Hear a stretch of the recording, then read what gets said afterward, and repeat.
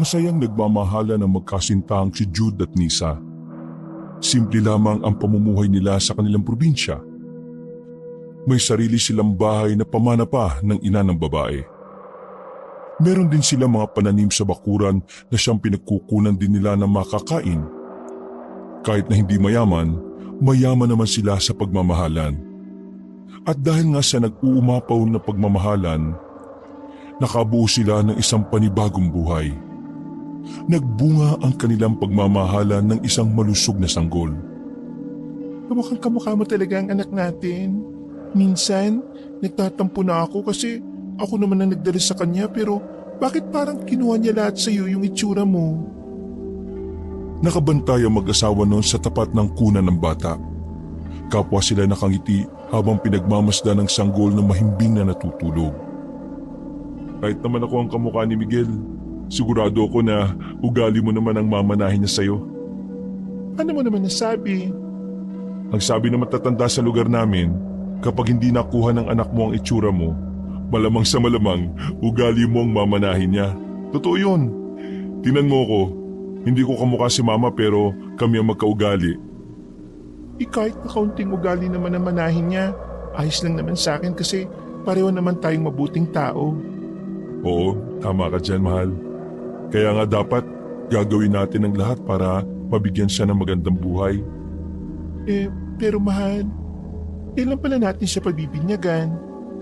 Kapag nakaipon na tayo ng pera, alam mo naman na may kamahalan ng pagpapabinyag.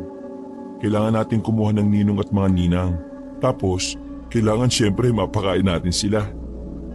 Kung sa bagay, tama ka naman.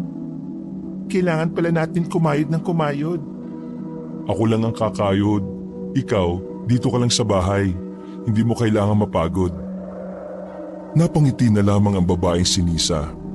Isa talaga sa kinagigiliwan niya sa ugali ng kabiyak ay ang pagiging masipag ni Jude sa trabaho. Kitang-kita ng babae kung papaanong nagsisikap ang kabiyak sa kanilang buhay. O paano, mahal? Mayun ko muna kayo ni baby dito, ha? Alam mo naman, maraming bagsak na pananim dito. Kailangang maihatid namin yon ni Paring Pindoy. Sige, mag-iingat ka sa pagmamaneho, mahal, ha? Hinalikan ni Jude ang asawa sa labi at lumabas na rin ng kanilang bahay. Huminga siya ng malalim habang nakangiti. Dahil sa hapon na yon ay kailangan na naman niyang magbanat ng buto. Driver si Jude ng truck ng gulay. Kasama niya si Pindoy na kanyang kababata. Hinahatid nila ang mga gulay na inaani at saka binabagsak sa iba't ibang lalawigan. Malaki naman ang kita dito. Ang kalaban lang ng dalawa ay ang antok. Dahil kadalasan sa mga biyahe nila ay inaabot na ng umaga. Nagmamadali nang maglakad si Jude patungo sa pinagpaparadahan ng truck. Hindi nagtagal ay natanong na rin niya ang kaibigang si Pindoy. Oh, buti naman dumating ka na. Late na ng 2 minuto, ha? Sus, nahiya naman ako dun sa 2 oras mong late kahapon. Ano, tuloy ba rin sa magdayong? Oo naman, oh. Bakit naman hindi? Ano bang sabi ni boss? Di ba nag-aalangan siya na magatid tayo ron? Bakit nga ulit nag-aalangan si boss? Nakakalimutan ko na eh. Wala naman siya sinabi na eksaktong dahilan. Basta hindi lang daw siya komportable. Pero pumayag pa rin siya kasi malaking pera makukuha natin doon. Mukhang pera si boss natin eh. Sino bang hindi mukhang pera? Kailangan natin yon. Loko, tara na, sakay na. Sabay na sumakay ang dalawa sa truck. Maingat na pinandar ni Jude ang truck papunta sa lugar ng kanilang boss na pagkukuhaan ng mga gulay. Malapit-lapit lang naman yon kaya nakarating din naman sila kaagad. Pagbaba pa lang nila ay tinawag na sila ng isang matandang lalaki na magara ang suot.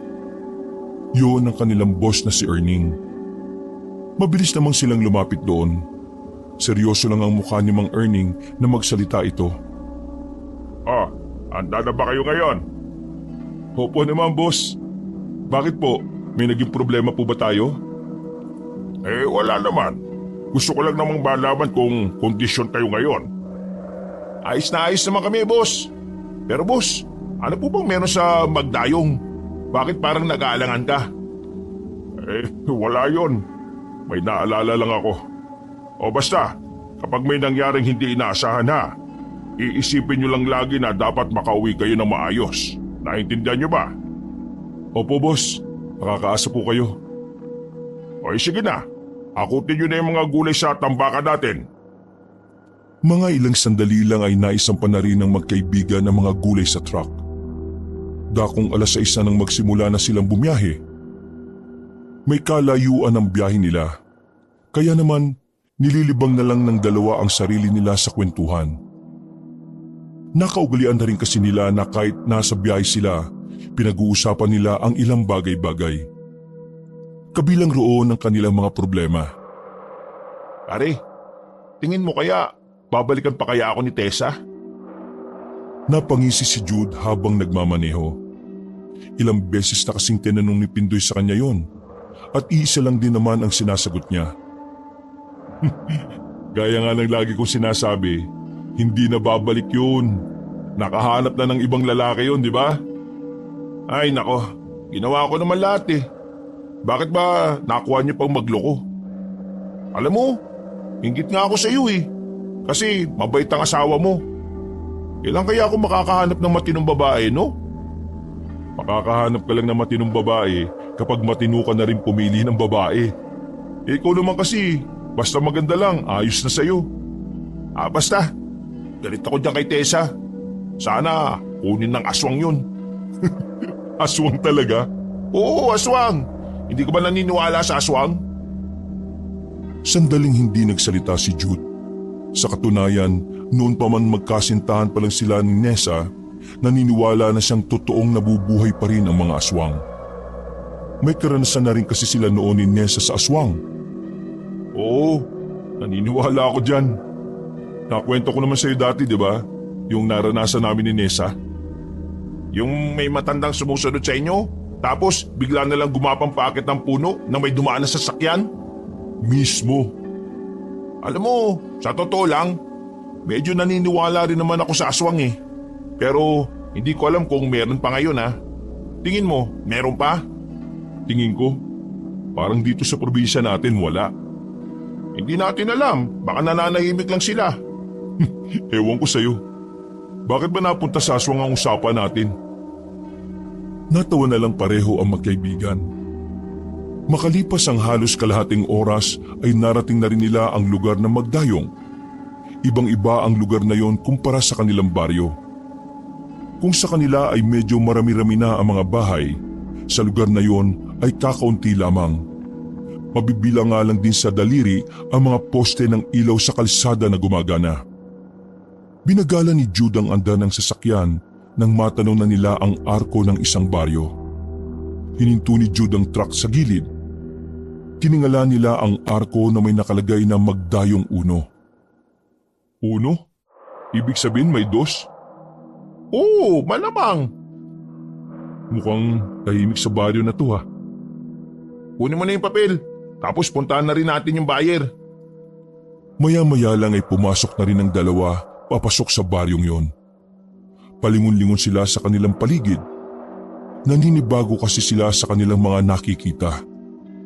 Tahimik kasi ang baryong Magdayong 1. Hindi gaya ng ibang baryo na alanganing oras na ay marami pa ring gising. Tama ba tong address na napuntahan natin? Bakit pre? Number lang ng bahay ang nakalagay dito eh. Wala naman tayo makitang numero sa mga bahay. Di pagtanong-tanong na lang natin. May nakita ka bang pwedeng pagtanungan? Wala, di ba? Ayun oh! Tinuro ng lalaking si Pidoy ang matandang babae na nakita nilang nasa gilid ng daan. May kung anong pinipitasyon sa mga halaman. Dali-dali naman silang nilapitan na matanda at hindi na nagsayang ng oras para tanungin. Magandang gabi po. Magtatanong lang po kami. Saan po ba rito yung tirahan ni Mrs. Gallo? Tumingin ng seryoso ang matanda sa kanila. Parang inaalam pa kung matino ba silang tao o hindi. Wala silang narinig na salita, pero tinuro na lang na matanda ang direksyon ng kanilang lalakaran. Maraming salamat po ha. Sige po, lalakad na po kami. Nagkibit balikat na lamang ang dalawa. Nagtataka sila kung bakit ang weirdo ng matanda. Ganun pa man, hindi na lang nila yon inisip pa. Ang mahalaga ay nakarating na rin sila sa bahay ng kanilang customer na si Mrs. Gallo. Tao po! Tao po! Nandito po yung magdi-deliver ng mga gulay! Nasa harapan na sila ng malawak na bakuran. Sa loob noon ay may malaking bahay na yari lang din sa kahoy. Merong 3 palapag. Maliwanag sa bakuran at marami din namang tanim sa paligid. Pre, wala yatang tao dito eh. Tawagin mo lang, baka nasa loob lang. Alam mo naman ng mga matatanda, mga bungol na. Inulit-ulit ni Pindoy ang pagsigaw sa labas. At hindi nagtagal, isang matanda na puti na ang buhok ang lumabas mula sa bahay. Sa itsura pa lang nito ay masasabi na ng dalawa na may kaya talaga sa buhay ang ginang. Umarap sa kanila si Mrs. Gallo na nakataas ang kaliwang kilay. Hindi nila inaasahan na may kasungitan din pala ang matanda. Para tuloy silang mga bata na hindi makapagsalita. Kayo ba ang dalawang maghatid ng mga gulay? Opo, kami nga po. Nasaan na ang mga gulay? Hindi na po namin ipinasok dito. Medyo malubak po kasi ang daan eh. Baka malamog po yung ibang gulay. Pero pwede naman po namin bitbitin lahat papunta rito. Hindi na. Magpapasama na lang ako sa inyo ng tao. Sila ang magbubuhat. Sige po, maraming salamat po. 2 lalaki matatangkad at payat ang sumama sa kanila. Hindi sila kinakausap ng dalawa habang naglalakad sila patungo sa truck. Tahimik lang yon na parabang hindi sila nakikita.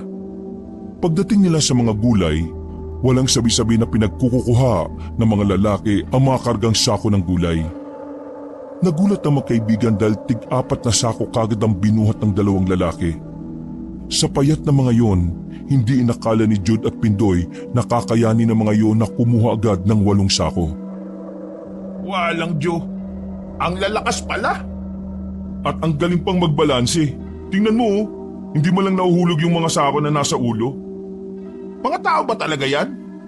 Hayaan mo na. Ang mahalaga napadali yung trabaho natin. Bilangin mo na lang yung binayad kung tama at nang makaalis na tayo pagkakuha ng mga natitira. Tama naman. Kaso walang tip. Ang barat.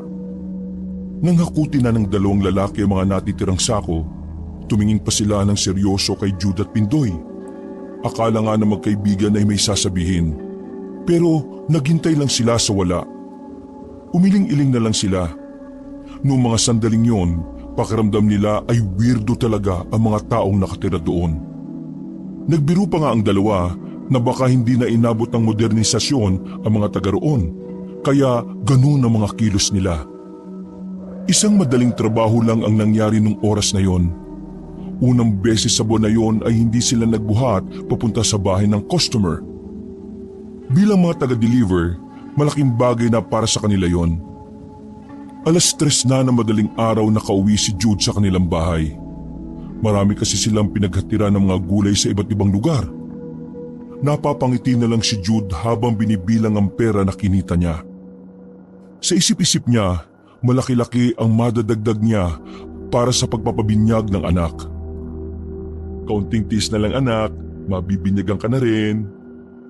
Hindi mawala-wala ang ngiti ng lalaki sa kanyang muka. Nawawala ang kanyang pagod sa tuwing nakikita niya ang kanyang mag-ina. Kinaumagahan, 7:00 pa lang ay maingay na sa paligid. Dinig na dinig kasi nila ang usapan ng mga batikang tsismosa sa kanilang lugar. Ano na naman ang pinag-uusapan ng mga tsismosang ito sa labas? Yung anak na naman ba ni Aling Mela na maagang nabuntis? Hindi. Pinag-uusapan nila yung binyagang bayan daw sa Magdayong Uno. Ha?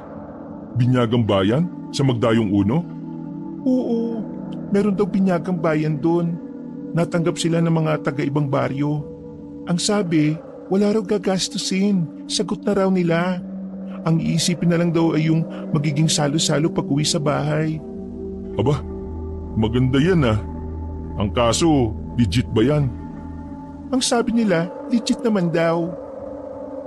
Nang dahil sa binyagang bayan na sinasabi ay napag-usapan ng mag-asawa ang bagay na yon. Hanggat maaari, gusto naman talaga ni Jude at Nisa na magkaroon ng sariling binyag ang kanilang anak. Pero sa liit lamang ng kinikita ng lalaki, matatagalan pa sila para mangyari yun. Kailangan na kasi nilang mabinyagan ng bata bago pa ito mag-6 na buwan. Ang paniniwala kasi ng pamilya ni Nisa, madali nang kakapitan ng masasamang elemento ang sanggol kapag lagpas 6 na buwan na bininyagan. Dahil likas na paniwalain ng pamilya ni Nisa sa mga kasabihan, maging ang babae ay sa binyagan ng bayan na lang din umasa. Wala rin namang magawa si Jude dahil aminado siyang hindi niya kayang agaran na binyagan ng sariling binyag ang anak. Sigurado ka na ba sa binyagang bayan na yan, mahal? Hindi kaya magalit sa atin ang anak natin kapag nalaman niya balang araw na sa binyagang bayan lang siya nabinyagan? Mahal, sagrado din naman ang binyagang bayan dahil may basbas pa rin naman yon ng Diyos. Alam ko, maintindihan rin yon ng anak natin balang araw. O sige, meron naman akong ipon para sa salo-salo rito sa bahay. At teka, ilang ninong at ninang ba yung kailangan dyan? Wala naman akong kilalang pwedeng maging ninang ng anak natin eh. Kaya si Pindoy at ang boss niyo na lang siguro ang kunin natin. O sige. Mamaya pagpasok namin, kakausapin ko si Boss Erning. Niyakap siya ng babae.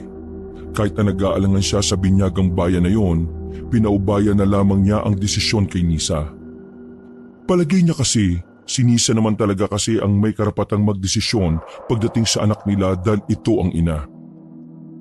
Wala namang problema sa binyagang bayan, pre. Makakatipid ka pa nga eh. Magkasama na magkaibigan nung hapon na yon. Naglalakad sila patungo sa pinagparadahan ng truck. Napag-usapan ng dalawa ang tungkol sa binyagang bayan.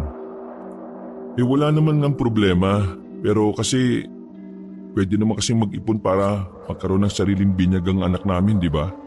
Ang kaso, may kakaiba kasing paniniwala ang pamilya ni Nise, kaya kailangan magmadali kami. Di ba, nakwento ko naman sa'yo, dapat masunod ang mga paniniwala nila. Kaso nung bago kami magsama, napagkasunduan na susunod ako sa mga tradisyon, paniniwala at kultura nila. Hirap talagang kalaban ng mga kamag-anak eh, no? Lalo na yung mismong pamilya ng asawa. Pero wala eh. Kailangan mo na talaga sigurong sumabay sa agos. Ang mahalaga naman dyan mabibinyagan ng anak mo. O sige, kukunin kitang ninong at saka si boss ha. Ako? Bakit ako? Puro katarantaduhan lang ang may tuturo ko sa anak mo.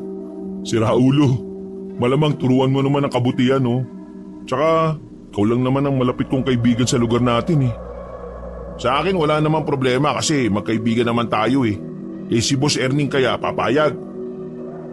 Sana pumayag. Sabi kasi, 2 ninong daw pwede. Di pag pumayag, tiba-tiba ang anak mo pre. Malaki magbigay ng pamasko yung si Boss Ginawa mo pang mukhang pera ang anak ko loko. Tinigil na nila ang pag-uusap na yon nang makarating na rin sila sa bakuran ni Mang Erning. Nakaupo lang ang kanilang boss sa paborito nitong silya. Buti maaga kayo ngayon. Kunin nyo na yung nasa lamesa. 2 sobre? Nakita mo ng 2 sobre, sasabihin mo pa. Ibig ko pong sabihin, para saan po ito? Dagdag sahod para sa dineliver nyo kagabi sa Magdayong Uno. Uy, astig talaga ni boss Salamat sa inyo, boss. Pagtingin nilang dalawa ay 1,000 piso ang nakita nila sa loob ng sobre. Nagtaka naman si Jude kung bakit sa dami ng pinaghatiran na nila, sa Magdayong Uno lang sila nagkaroon ng dagdag na sahod. Boss, matanong ko lang, bakit po kami may dagdag? Ay bakit ayaw mo? Akin na, dami mong talong Hindi po, biro lang boss. Bumuntong hininga na lamang ang matanda. Tumayo ito at sandaling humitit ng sigarilyo. Sige na, ihatid nyo na yung gulay sa mga lugar. Marami pong salamat ulit, boss. Tiningnan sila ni Mang Erning na parang naiirita. Paalis na sana ito nang biglang may pahabol si Jude. Boss, siya nga pala. Pwede ba kitang kuning ninong ng anak ko? Napatigil ang matanda at tinapon ang sigarilyo. Pero kung ayaw niyo po ayos lang din naman po. Kailan ba ang binyag? Ha? Sa Biyernes po. Binyagang Bayan po. Binyagang Bayan? Opo, gusto niyo po ba? Hindi naman pwedeng tanggihan ang isang sanggol kaya anong magagawa ko? Sige, basta sabihan mo lang ako kung anong oras aalis sa araw na yon. O kaya sunduin niyo na lang ako dito. Naglakad na paalis ang kanilang boss. Tuwang-tuwa naman si Jude dahil sa pagpahayag na matanda. Salamat po! Ganadong ikinarga ng dalawa ang mga gulay sa truck. Hindi kasi talaga inakala ni Jude na mapapapayag niya ang kanilang boss. Si Mang Erning kasi ang tipo ng tao na mahirap imbitahan sa kung ano-anong okasyon. Palagi itong walang oras. Kung meron man, ay madalas namang tinatamad na lumabas-labas o lumayo. Ayos nakuha mong ninong si boss. May lagnat ba yun? Bakit dati tumanggi siya dun sa kapitbahay namin na kinuha siyang ninong? Di ko alam. Baka espesyal lang talaga ang anak ko kaya hindi niya kayang tanggihan. At sa bagay, nung mga anak pala si Nisa, sasakyan niya rin ang pinagamit niya, di ba? Kaya hindi nakakapagtaka na pagbigyan ka nun. Ay, siya nga pala. Saan nga pala yung unang destinasyon natin dyan? Bayan to pre. Tapos yung mga natira, malalapit na. Bumiyahin na rin kagad ang dalawa. Inuna na nilang puntahan ang bayan dahil malayo-layo yun sa kanila. Kung tatansyahin ay aabutin sila ng halos 1 oras. Nang kalahating oras na silang nasa biyahe, nadaanan nila ang baryo ng Magdayong Uno. Sa hindi maalamang dahilan ay nakaramdam sila ng kakaibang lamig. Tila ba may bigat sa pakiramdam nila nang maalala ang naging customer nila doon. Weirdo ng baryong yun, no? Weirdo nga. Pero hindi ko ba nasabi sa iyo na doon gaganapin yung binyagang bayan? Ha? Doon? Sigurado ka ba? Parang wala naman ako nakitang simbahan doon Meron daw, sabi ni Nisa. Sa mga nakausap niya, bandang dulo pa raw ng Magdayong Uno, yung simbahan nila. Ganun ba? Pero di ba parang ang pangit naman na binyagang bayan tapos dun pa sa lugar na akala mo hindi uso yung ingay? Wala tayong magagawa Libre na nga lang Sponsor daw yun nung mayamang negosyante na taga roon. Bukas may pupunta sa baryo natin para kausapin ang mga magpapabinyag. Kung sa bagay, nakakapanginayang din naman kung palalagpasin natin yung ganyang oportunidad. Pero, uy! Hinto! Agad na napaapak ng preno si Jude nang biglang may sumulpot na baboy ramo sa harapan ng kanilang truck. Muntikan na nila yung masagasaan. Mabuti na lang ay alerto din ang utak ni Jude noong mga oras na yon. Malalalim na paghinga ang ginawa ni Jude. Kahit na kasi hayop lang yon, ay ayaw na ayaw pa rin niya na merong siyang masasagasaan. Pagtingin nila sa tapat ng truck ay nakatingin lang sa kanila ang baboy ramo. Hindi na muna pinaandar ni Jude ang sasakyan dahil masyado pa siyang naggulat sa nangyari. Nakita nilang naglakad na ang baboy ramo papunta sa gilid. Sa mismong parte kung saan naroon si Jude. Laking gulat ng dalawa nang bigla na lang may lumitaw na tao roon at nagsalita. Ayusin niyo ang pagmamaneho niyo Baka makabangga kayo ng ibang nilalang. Naglakad na rin ang lalaki palayo. Sandaling natamimi ang magkaibigan sa sinabi ng lalaki.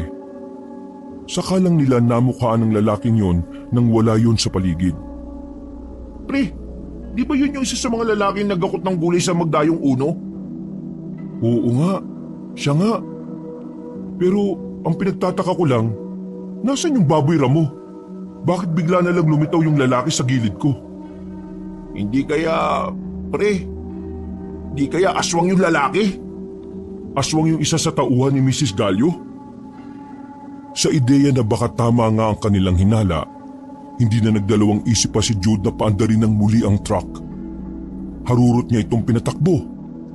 Nagkaroon sila ng pagkabahala na baka sa parting yon ay marami palang aswang na nasa paligid. Nang malayo-layo na ay nakahinga na rin ng maluwag ang dalawa. normal na lang din ang bilis ng takbo ng truck. Alam mo pre, malakas talaga ako tungkol na aswang yun eh. Sabi sa'yo pre, meron pa ring aswang dito sa probinsya natin eh. Buti walang ginawang masama sa atin, no? Kasi mababangis talaga ang mga aswang eh. O saan tayo dadaan mamaya? Anong saan? Doon lang naman ang daan natin. Sobrang layo kung sa kabila pa tayo dadaan. Walang iya. Paano kung abangan tayo ng mga aswang doon? Di magpaumaga tayo. Di pwede. Mayayari tayo sa mga pag-aatira natin ng mga gulay. Napakamot na lang sa ulo si Jude habang nagmamaneho. Sumakit ang ulo niya ng mga sandaling yon. Ako naman Ay nako, bahala na nga kung abangan nila tayo. Basta kapag naroon na tayo, bibilisan ko na lang ang pagpapatakbo. Nanahimik ang dalawa sa mga sumunod na sandali. Masyadong inukupa ng aswang ang kanilang mga isip. Hindi man nila sigurado kung aswang nga yun, pero kakaibang takot at pangamba ang naidulot nito sa kanila. Pagkarating nila sa bayan, madali na rin nilang nahanap ang kinaroroonan ng pagdadala nila ng mga gulay. Kaso pagdating nila roon, naabutan nilang nag-iiyakan ng pamilyang kanilang pagdadalhan. Naghintay pa sila ng halos kalahating oras para lang makausap ang padre de pamilya. Matapos yun, nalaman nila na nawala palang anak ng asawa ng kanilang customer. Nakaramdaman sila ng awa pero hindi naman sila pwedeng makialam. Pagkatapos maibaba ang mga gulay, napag-usapan ng dalawa ang tungkol doon nang pumasok na sila sa truck. Kawawa naman. Sobrang sakit kaya mawala ng anak.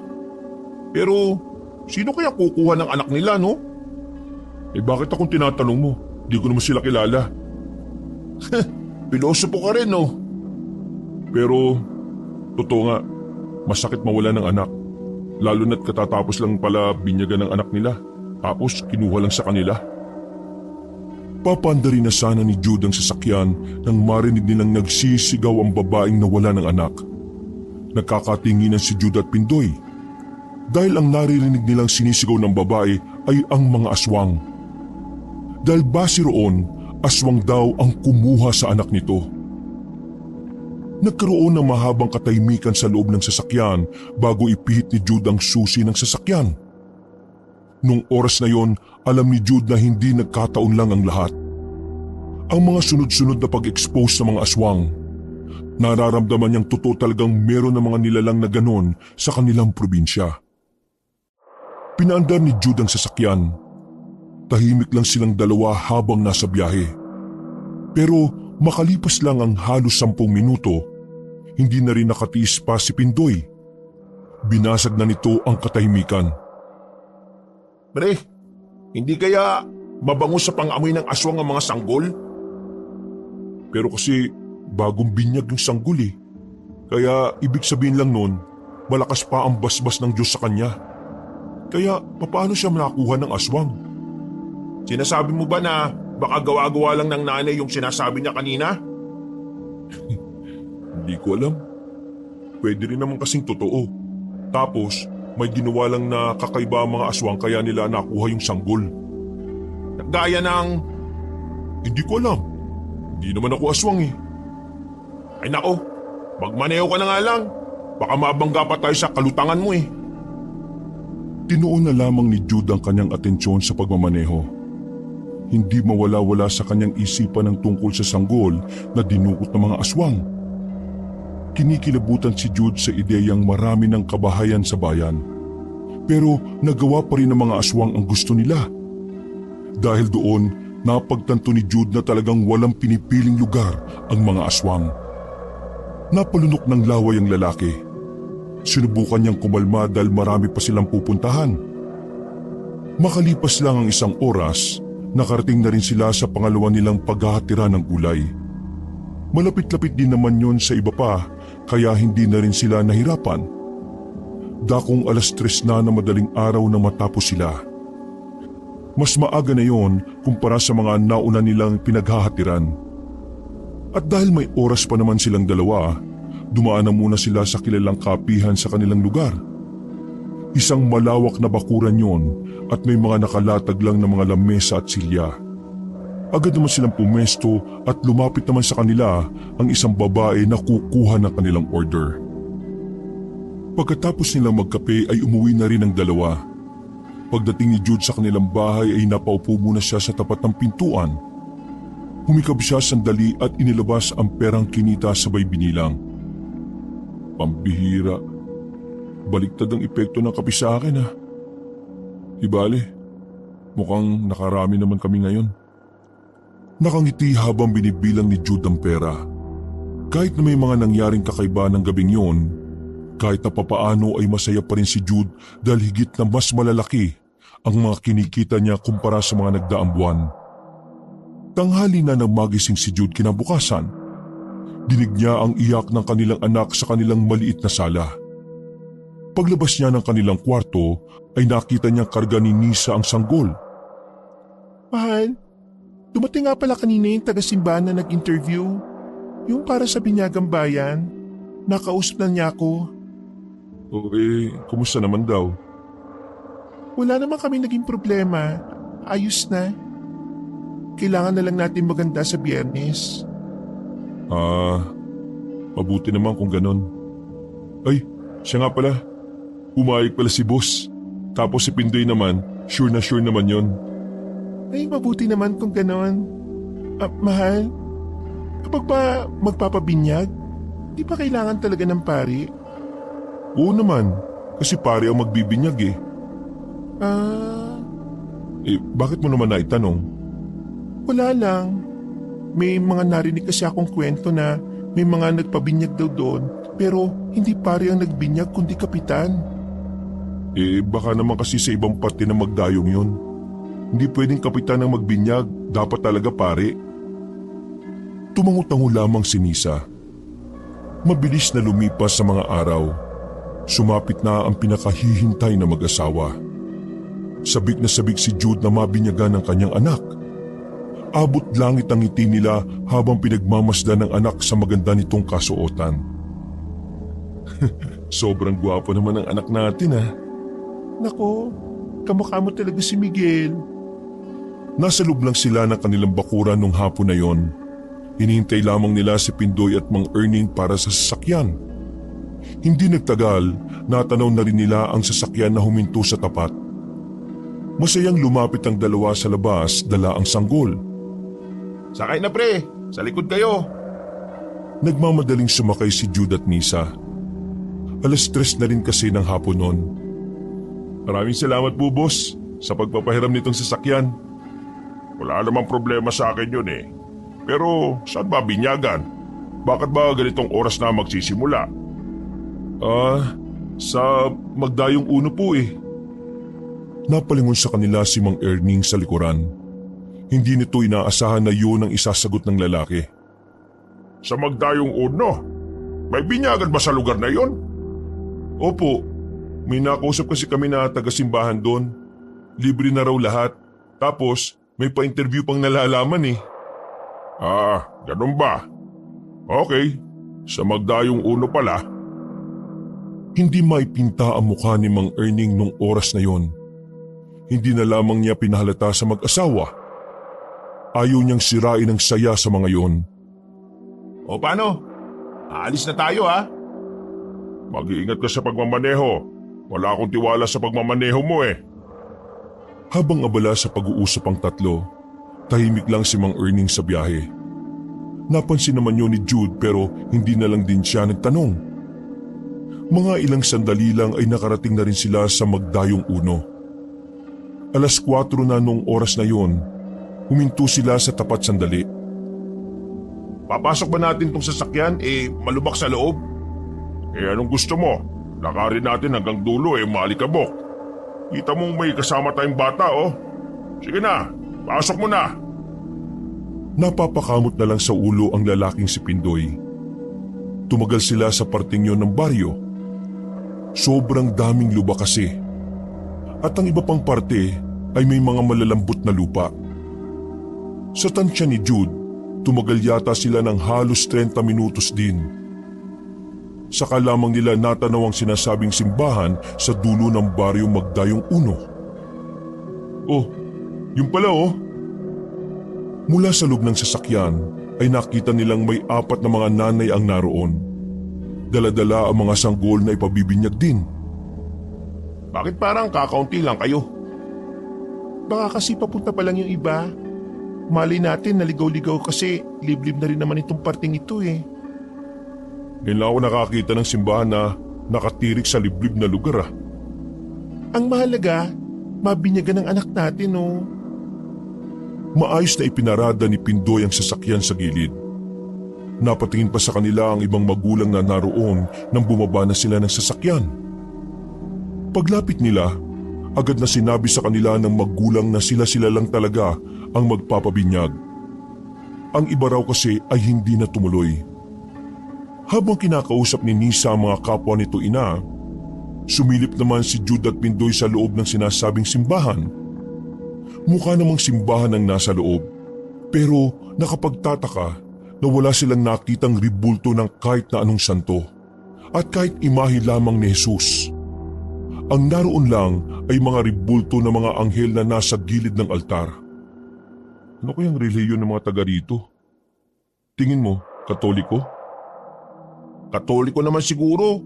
Hindi naman siguro sila mag-iimbita ng binyagang bayan kung iba ang relihiyon nila sa iniimbita nila. Kung Katoliko, bakit ganyan? Baka naman kasi under renovation pa kaya wala nang iba pang mga disenyo. Renovation? Natigil ang kanilang pag-uusap na makita nila ang pamilya na mukha ng matandang babae na nasa loob ng simbahan. Oh, si Mrs. Gallo yun, di ba? Oo nga no. Anong ginagawa niya rito? Papabinyag din siguro. Loko. Nakita nilang tila minamanduhan ni Mrs. Gallo ang mga naroon. Kaya naisip ng dalawa na baka may posisyon doon na matanda. Maya-maya pa, tinawag na rin ang lahat ng mga magpapabinyag. Halos nasa 15 katao lang sila. 4 na magpapabinyag at ang iba ay mga ninong at ninang. Wala na silang hinihintay pa. Bagay na ipinagtataka na ni Jude. Saka lamang din kasi sila nakaramdam ng pagkailang. Hindi sila komportable sa lugar. Lalong-lalo na sa simbahan na yon. Liblib na kasi. Parang yon ang tipo ng lugar na kapag may nangyaring masama sa kanila, mahihirapan silang makahanap ng tulong. Sa kabila ng pag-aalinlangan ni Jude ay wala na rin naman siyang nagawa. Pero isa pa sa pinagtataka niya nang malamang si Mrs. Gallo ang magpapabinyag sa mga bata. Mahal, hindi naman pari yan si Mrs. Gallo ah. Hindi ba sinasabi sa inyo na hindi pari ang magbibinyag? Hindi, wala namang sinabi. Ayos lang ba yung ganyan? Parang hindi yata yan. Ako ang namumuno sa baryo ng Magdayong 1. Isang Katoliko na tagasunod sa utos ng Diyos. Ako ang magbibinyag sa mga bata. Kung nagtataka kayo kung bakit walang pari, yun ay dahil hindi pari ang nagbibinyag sa amin dito. Sapat na ang isang taong may matinding pananampalataya sa Diyos ang maaring magsagawa ng binyagan. Pagkatapos ng binyag, wala na kayong iintindihin. Sagot na namin ang lahat. Kahit ang handaan ay dito na rin gaganapin. Teka, akala ko ba may sarili tayong handaan? Ano to? Iwan ko, pero hayaan na natin. Ang mahalaga makatipid tayo. Nisa naman, hindi na tama yung nangyayari. Mahal, igalang natin ang binyag ng mga bata. Napabuntong hininga na lamang si Jude. Hindi na rin ito nagsalita nang makitang napatingin sa kanya si Mrs. Gallo. Sinimulan na ng matanda ang seremonya. Mga ilang sandali lang ay inilapit na rin ang mga sanggol. Sa halip na tubig ang ibubuhos sa ulo ng mga yon, ay isang likidong itim ang ibinuhos. Maging ang ibang mga magulang at ninong at ninang ay nagtaka. Pero hindi na rin sila nakaalma dahil tuloy-tuloy ang ginagawa ng mga alalay ni Mrs. Gallo. Matagumpay na nabinyagan ng mga sanggol. Ganap na silang Katoliko. Sumunod kayo sa amin at magkakaroon tayo ng munting salo-salo para sa mga bagong anak ng Diyos. Nauna nang naglakad sila Mrs. Gallo. Samantalang nagpaiwan naman sandali sila Jude sa simbahan. Tingin ko, hindi na tayo dapat sumunod pa sa kanila. Umuwi na tayo. Mahal naman. Bakit ba? Ano bang problema mo? Kanina ka pa. Hindi mo ba napapansin? Ang daming mali. Ibang-iba ito sa binyagang bayan na inaasahan ko. Oo nga, Mare. Ang weird talaga eh. Paano ibang-iba? Ang pagkakaiba lang eh. Ito ang oras para ikaw naman ang makinig kay Jude. Hindi na rin maganda ang pakiramdam ko sa lugar na ito. Ang totoo niyan, noon pa man ayaw ko na rito.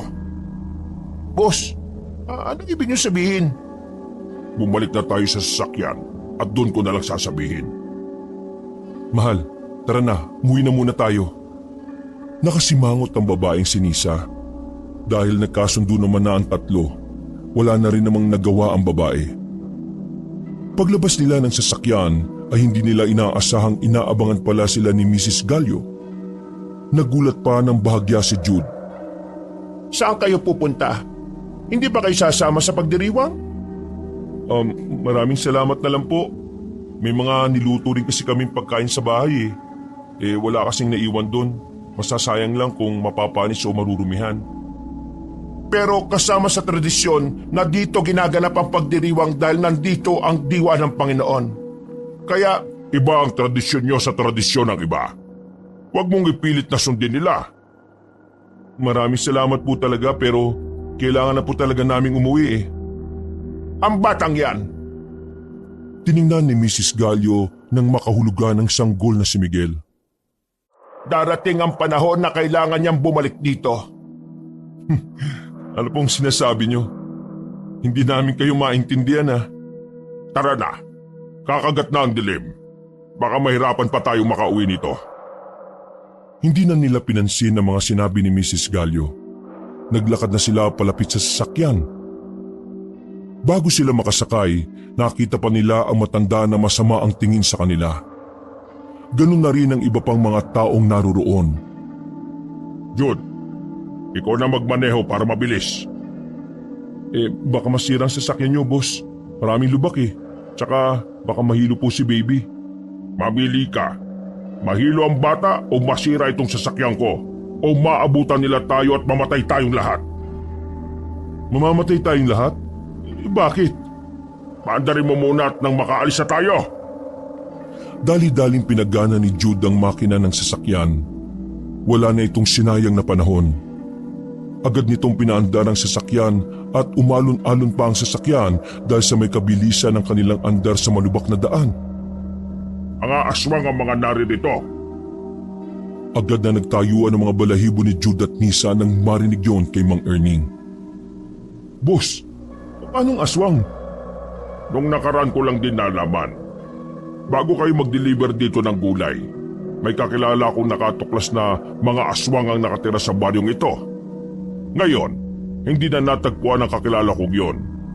Kaya nag-aalala ako sa inyo nung gabing yon. Kasi kahit hindi ko pa sigurado kung totoo nga sinasabi ng kakilala ko, nararamdaman ko rin na meron talaga eh. Kanina pagpunta natin dito, kumulo ang langis na ito. Pinakita ni Mang Erning ang langis na nasa botelya, na noong mga sandaling yon ay kumukulo pa rin.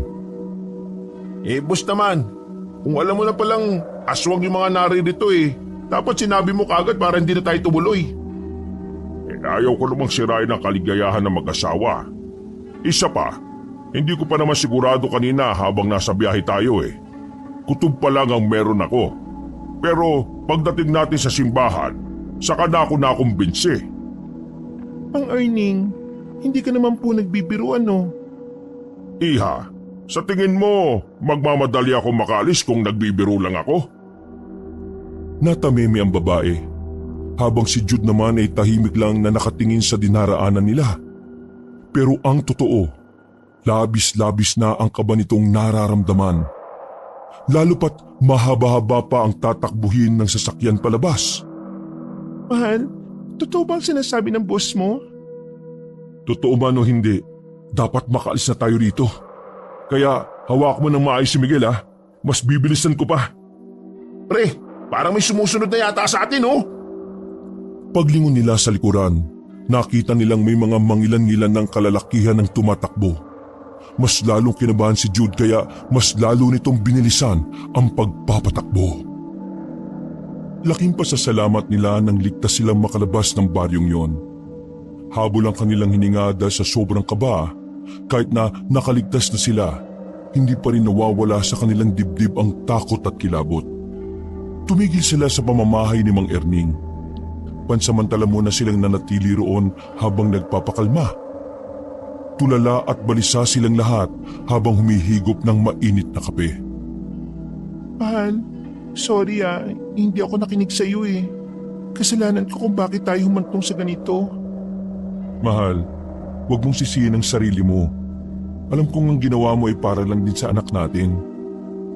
Tsaka kahit tumuloy man kayo o hindi, gagawin at gagawin pa rin naman nila yun eh. Nakakaawa yung ibang magulang na naiwan doon. Ano na kaya nangyari sa kanila? Ano kaya pwede nating gawin? Isumbong natin sa pamunuan ng barangay? Sa polis? Wala naman tayong ebidensya eh. Baka pagtawanan lang tayo ng mga pagsusumbungan natin. Anong gagawin natin? Wala. Ang kailangan nyo lang gawin ay mag-ingat. Lalo ka na Jude at Nisa. Ingatan nyo ang anak nyo. Nasisiguro ko na maghahabol sila sa sanggol. Mahal, totoo ba yun? Kukunin nilang anak natin? Huwag ka mag-alala, mahal. Hindi ko naman kayo pababayaan eh. Magtatanong-tanong ako sa mga matatanda kung ano ang mga nalalaman nilang pangontra sa mga aswang. Niyakap na lamang ni Jude ang kanyang nababahalang asawa. Kapwa nila hinaplos ang kanilang anak na walang kamalay-malay sa mga nangyayari. Makalipas ang ilang sandali, kinailangan na rin magpaalam ni Jude at Nisa kay Mang Erning. Matapos magpasalamat ay lumabas na rin sila ng bahay na yon. Kasabay nilang naglakad si Pindoy. Parang tanga tuloy silang palingon-lingon sa likuran. Nagiging tamang hinala na sila sa bawat maririnig nilang mga ingay. Pre, liliko na ako dito ha. Mag-iingat kayo ni Mari. Ikaw ang mag-ingat, wala kang kasama eh. Parang timang naman to oh. Nananakot pa eh. Sige na, alis na ako. Damuho ka talaga oh. Nagmamadali nang maglakad si Pindoy paalis. Pinagpatuloy naman na mag-asawa ang kanilang paglalakad. Pagkarating nila sa bahay, naabutan nilang sobrang lamig na ng mga nailuto nilang pagkain. Isa-isang niligpit na mag-asawa ang ulam, habang ang kanilang anak naman ay inihiga na rin nila sa kanilang kuna. Maagang nagsarado ng bahay si Jude at Nisa nung gabing yon. Kada bintana ay nilagyan na lang nila ng mga kandado. Doble-doble rin ang kandado ng kanilang pintuan sa takot na dalawin sila ng mga aswang. Nang matutulog na sila, ipinasok nila ang kuna ng bata sa kanilang silid. Pinauna na ni Jude na matulog ang babae. Habang siya, mas piniling magbantay na lamang sa kanyang mag-ina. Habang nakasandal sa dingding, malapit sa kamay niya ang itak na kinakalawang na.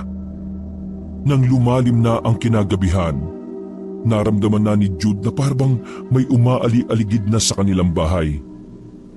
Hinawakan na niya ang itak. Habang natutulog ang kanyang mag-ina, ay pasimple siyang sumilip sa siwang ng bintana. Sa hindi inaasahang pagkakataon, may mga nakita siyang nakatayo sa labas. Agad na dumaloy ang kaba sa sistema ni Jude. Bigla na lang din siyang pinagpawisan ng malamig. Sinubukan niyang kumalma. Nakikiramdam lang siya sa paligid. Mga ilang sandali lang nakarinig na si Jude ng malalakas na katok sa kanilang pintuan. Maging ang kanyang asawa na si Nisa ay nagising din. Huwag kang maingay, mahal. Akong bahala. Mahal, pakiusap, mag-iingat ka. Ayos lang ako. Dito ko lang, bantayin si baby.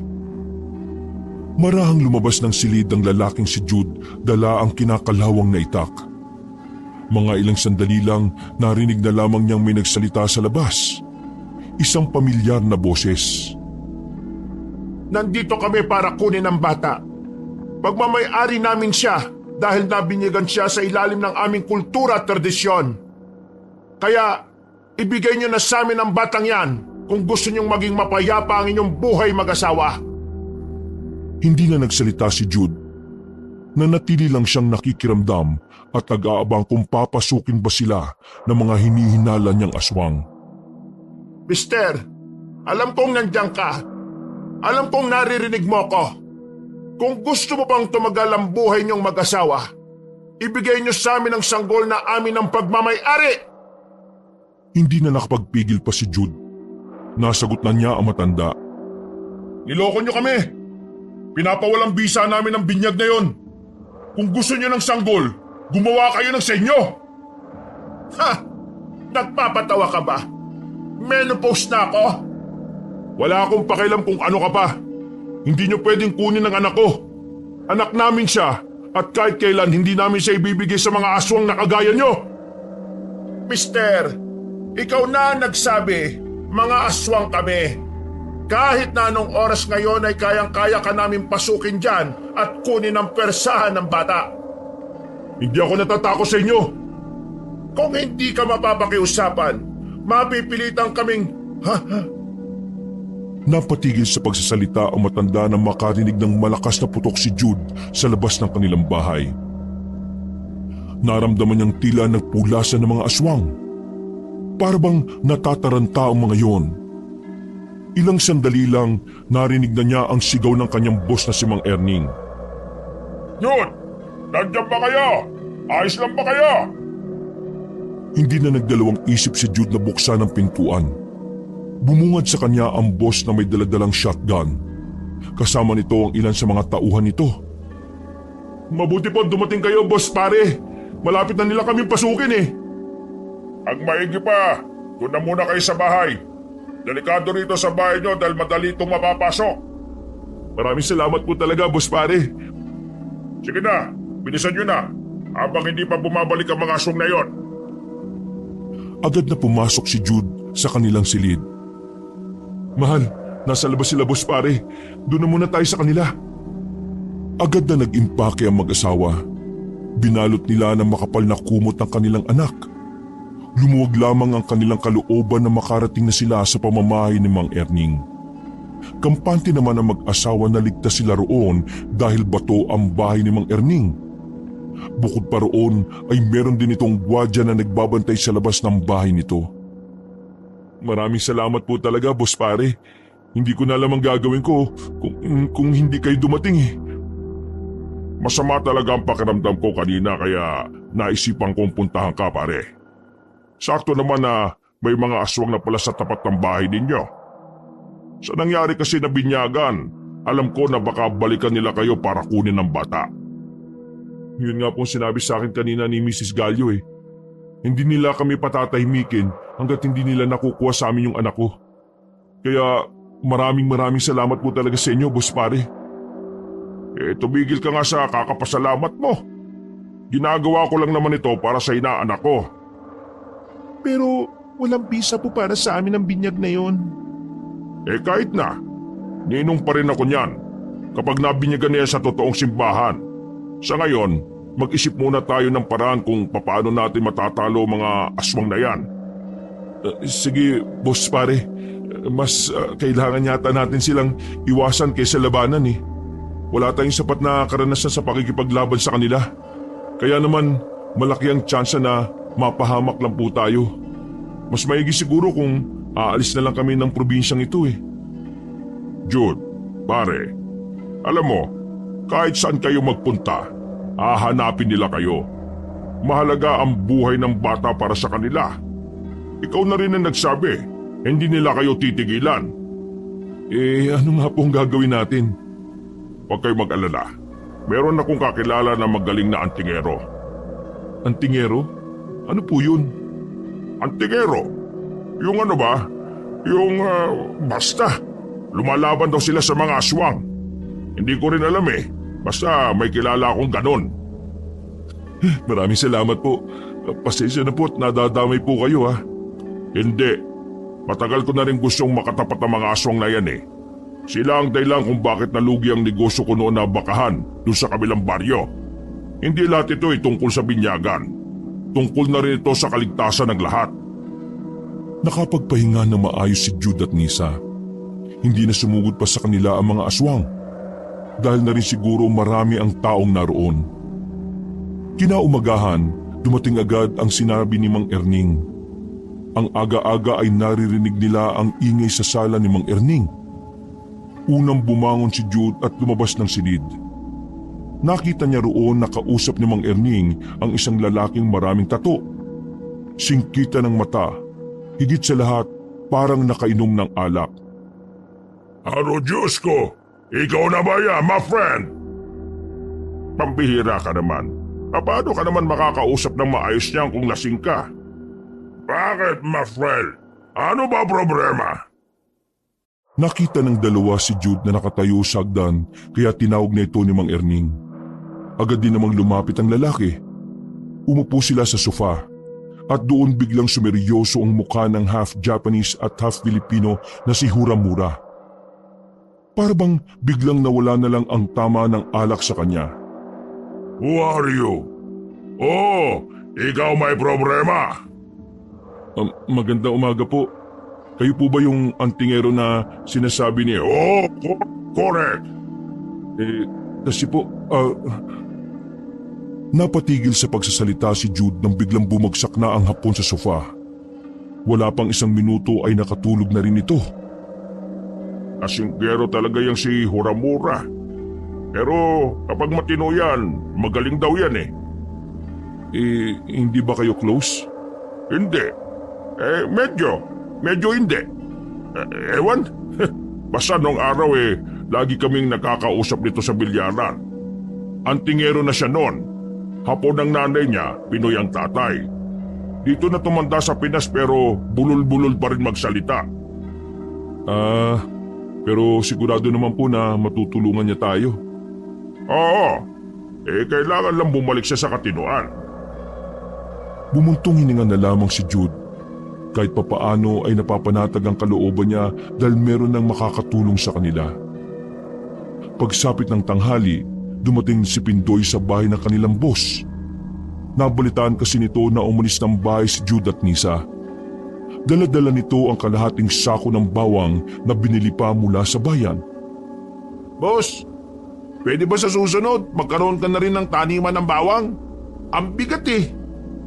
Ang dami mo namang reklamo. Anong balita doon sa ibang magulang na napasama sa binyag? Sandaling inilapag ni Pindoy ang sako ng bawang. Nagbago ang reaksyon ng mukha nito. Bagay na nagdulot din ng kaba kay Jude. Yung dalawa lang yun napuntahan ko eh.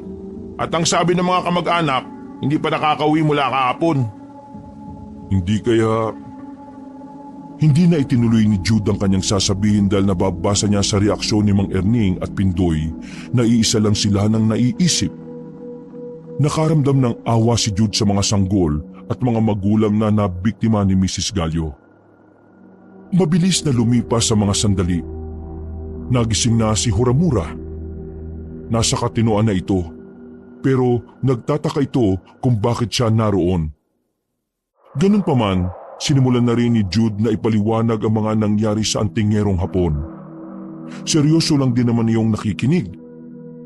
Pagkatapos ni Jude magbahagi, kampanting nagsalita ang antingero. Hurra! Ha! Maraming salamat. Oh, salamat? Matagal ko na hanap ang mga aswang. Ngayon aram ko na saan sila matagpuan. Hoy, ba't kang mayabang? Mababagis sa mga aram ko, my friend. Pero huwag ka mag-alala. Sisiw lang kay Huramura ang aswang na yan. Parang nawala nang sasabihin si Jude noong mga sandaling yon. Masyado siyang nadadala ng pagiging presko ng antingerong hapon. Pre, baliw ba yan? Ewan ko. Basta magtiwala na lang tayo. Tropa ni Boss Pari yan eh. Nang sumapit ang kinagabihan, naganda na rin sila para gawin ang kanilang plano. Dadalhin nila si Nisa at ang bata papunta sa bayan. Pansamantala na munang iiwan na mag-ina roon. dahil kasama si Jude sa balak nilang pagpunta sa Magdayong Uno. Sumakay na sila sa isang kulay itim na van. Magkakasama na silang 5 roon. Kalmadong-kalmado lang ang antingerong Hapon.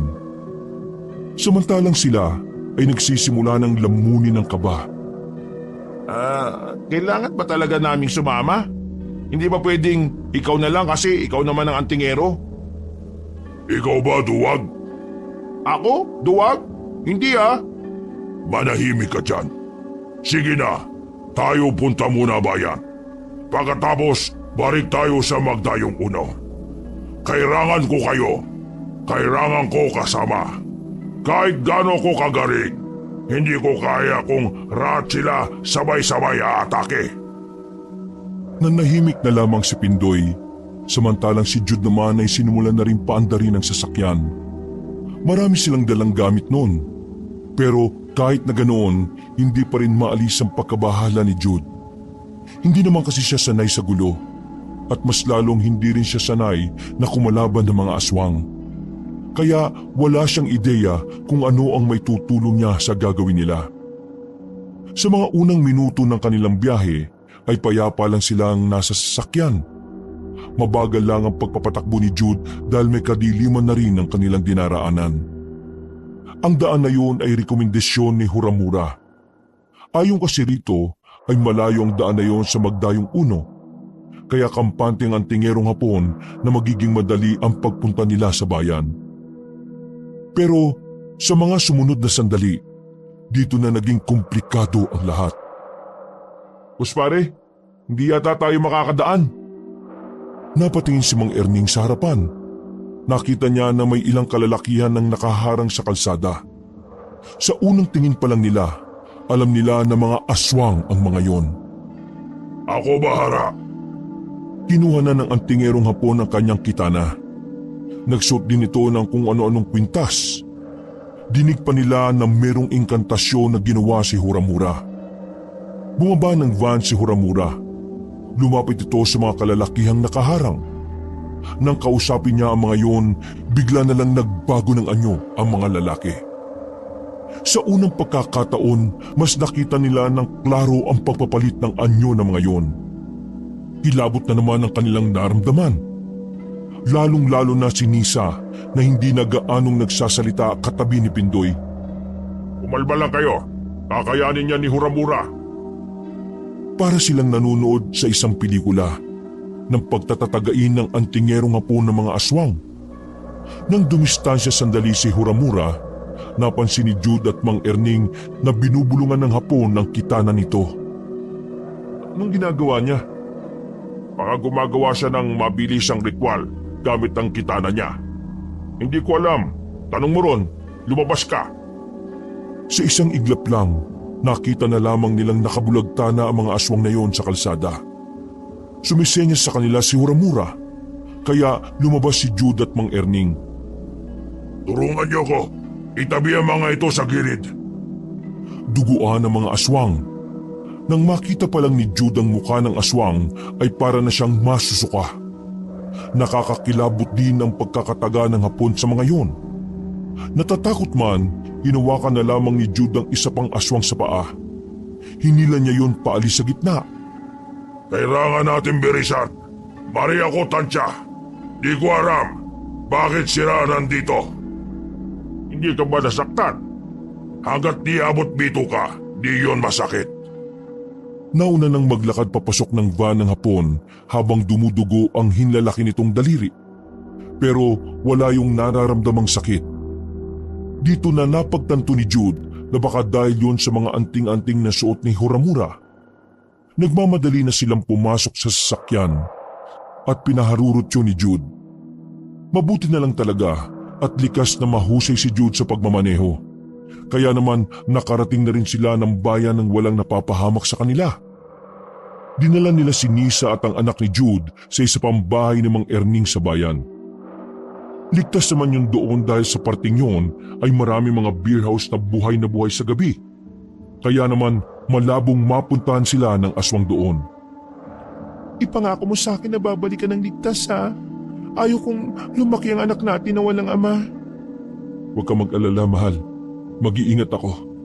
Hindi ako mapapahamak. Para sa'yo, para kay Miguel, para sa pamilya natin. Hinalikan ni Jude ang kanyang asawa. Napangiwi naman si Pindoy dahil sa inggit. Matapos ang pamamaalam ay pinapasok na rin ni Jude sa loob ng bahay ang kanyang mag-ina. Inalalayan naman si Nisa na matandang babae na namamahala sa bahay ni Mang Erning. Handa kayo dapat. Tayo papasok sa lugar ng mga aswang. Ikaw, Raraki, tandaan mo, gagawin mo to para wala na aswang hahabol sa anak mo. Pariwanag! Oo, gagawin ko makakaya ko para protektahan ang mag-ina ko. Kung ganon, tayo na! Nagsimula silang bumiyahe patungo sa Magdayong Uno. Sa mga pagkakataon na yun ay batid ni Jude na 50-50 ang tsansa na makalabas pa sila ng buhay.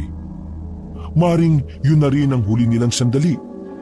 Pero ipinagdasal na lamang ni Jude na sana magawa nilang ipanalo ang laban na yun. Tahimik lamang si Jude habang sila ay nasa biyahe. Si Mang Erning at Huramura sa likuran. Naglilinis ng talim ng itak at kitana. Huwag kayo matakot. Ako kabisado na agarawan ng mga aswang. Isa pa, kayo di naman raraban ng matagal. Aralay lang kayo sa akin. Ako bahara sa inyo. Mariwanag! Tumangutango lang sila. Hindi nagtagal, nakarating na rin sila sa Magdayong Uno. Katulad ng inaasahan, isang nakabibinging katahimikan ang sumalubong sa kanila. Sa sobrang tahimik, nakakadagdag yun sa pangamba ni Jude. Erning, kaya ba ng buto mo? Sinaulo ka bang hapon ka? Malamang oo. Naglakad na rin sila papasok ng baryong yon. Dikit na dikit silang apat. Si Pindoy ay nakakapit na sa jacket ni Mang Erning. Nakulang na lang ay yakapin na niya ang matanda. Si Jude naman maigpit lang ang hawak sa itak na daladala. Hindi mapakali ang kanyang mata sa kakalingon sa bawat gilid at likuran. Nandyan na sila. Tigil muna. Nagsimula ng manginig ang tuhod ni Jude. Habang si Pindoy naman ay parang nanigas. Hindi pa yun makakabalik sa katinuan kung hindi pa babatukan ni Mang Erning. Nagsilabasa ng mga aswang mula sa mga gilid ng bahay. Nakita rin nila Mrs. Gallo na ayon kay Huramura matagal na niyang hinahanap ang matandang yun. Kumbawa! Makulit ka talagang hapon ka. Kahit anong gawin ko, palagi mo na lang akong nahahanap. Pinahanga mo na naman ako. Lagi mo ko natatakasan. Pero ngayon, tuturdukan na kita. Teka, dati na ba kayo may issue? Matagal ko na hanap ang aswang na yan. Marami na siya biktima mga sanggol. Ripat-ripat siya sa iba't ibang baryo. Di ko aram ngayon, nakagawa para siya sarili niyang baryo. Totale, nakikilam ka na rin sa mga gusto kong mangyari. Dito ka na rin matatapos. Sumenyas na ang matandang babae. Nakita nilang nagsikilos na ang mga aswang. Dahilan para maging alerto na silang apat. Si Huramura naman ay nagsimula na ring mag-engkantasyon habang bumubulong sa hawakan ng kitana nito. Handa kayo! Pinalibutan sila ng mga aswang. Nang sabay-sabay nang lumusob ang mga aswang ay unang nasugatan si Jude. Dahil doon, nakaramdam agad ito ng takot. Tapagan mo! Para din to sa mag-ina mo! Nabuhayin si Jude ng mga sandaling yon. Pinagugutan niya ng lakas ng loob si Nisa at ang anak na si Miguel. Bigla na lamang nitong tinaga ang isang aswang na nasa likuran na ni Huramura. Sa puntong yon, para bang nabura na ang pag-aalinlangan sa kalooban ng lalaki. Ganado at determinado na itong maipanalo ang lahat ng yon. Marunong ka ba na hawak ng armas? Pinahanga mo si Huramura. Sabay nilang tinaga ang mga aswang na lumapit sa kanila. Nakakasabay rin naman si Mang Erning kahit na may edad na. Ganon din naman si Pindoy na parang nag-i-enjoy na rin sa ginagawa. Ang sarap pala sa pakiramdam pag pumapas lang ka ng aswang.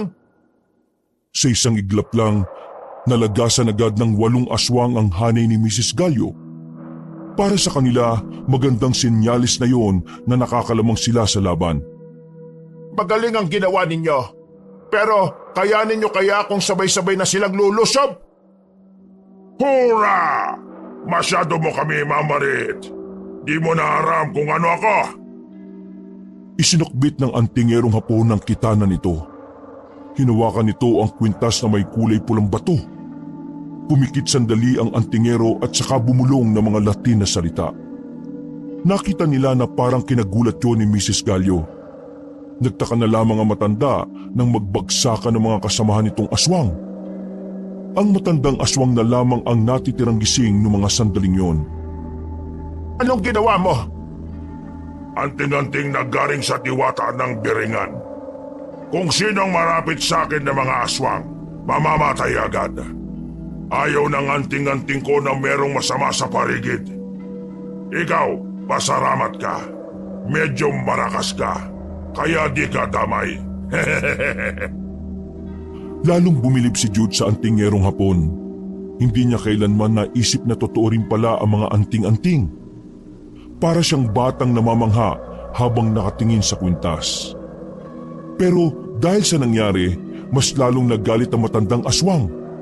Kaya naman unti-unti na rin itong nagbago ng anyo. Dumistansya sila ng bahagya. Naging kulay itim ang buong katawan ni Mrs. Gallo. Humaba rin ang mga kuko nito at nagkaroon ng buntot sa likuran. Kapansin-pansin din ang 2 sungay sa ulo nito na baluktot. Ang medyo kuba naman na likod nito ay tumuwid. Parang hindi na matanda ang kaharap nila. Teka, bakit naging ganyan yan? Bakit na nga kanina, mas pumangit pa eh. Nako, mukhang eto na ang katapusan natin. Huwag kayo arara. Ako bahara. Sa ano... Ha? Bakit? Anong problema? Bakit ayaw gana ng mga anting-anting... Hindi na natuloy ng hapon ang sasabihin nito nang lumapit na sa kanya ang malakas na aswang. Dinakma siya sa leeg at saka itinaas sa ere. Sinubukang tagain ni Mang Erning ang aswang pero sinipa lang siya nito ng malakas. Tumalsik si Mang Erning sa gilid. Habang si Pindoy naman ay napangunahan ng takot. Tinulungan na lamang makatayo si Mang Erning. Hindi ako natatakot sa iyo! Matapang na lumapit si Jude sa aswang habang sakal pa rin nito si Huramura.